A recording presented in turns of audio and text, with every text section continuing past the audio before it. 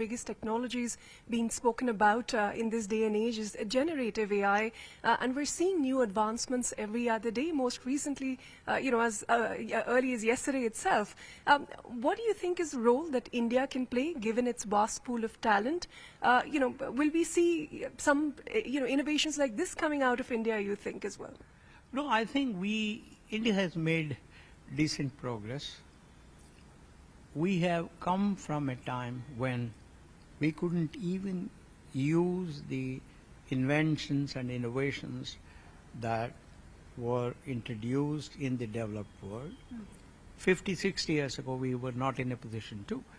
Today, thanks to all the wonderful work done by the government, by our institutes of higher learning, we have reached an orbit where we are in a position to use the inventions and innovations that take place in the developed world for the betterment of the country. For example, AI is a classical example. Generative AI is a classical example. Yesterday they announced Omni. Right? That I'm sure India will use. But we still have quite a few steps to go, quite a few years to go, before we can say we too will invent things that are as good as the developed world. But there's nothing that we need to worry about. After all, this is the path. And we are moving in the right direction. There's a lot of enthusiasm.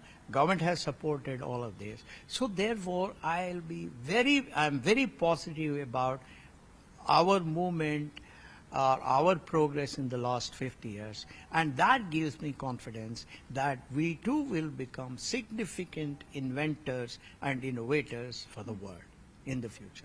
What do you make of some of the work being done by the young entrepreneurs in the country, whether that is Krutrim coming out from Ola, whether that is Sesame yesterday coming out from Setu and Sarvam? How soon before we reach that level where globally companies would want to adopt our models? Well, I think, these are all wonderful entrepreneurs that deserve our respect and our admiration.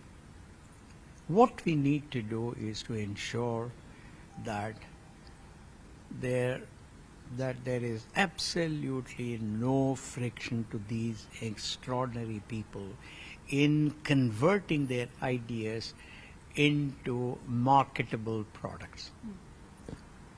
That's the task of both the state governments and the central government. Second, our institutes of higher learning will have to generate even a large number of youngsters who will follow in the footsteps of these people.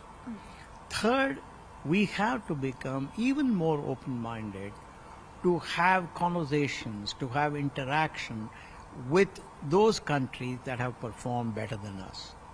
I think if we did some of these things, I have no doubt at all that India will definitely have its day in the sun.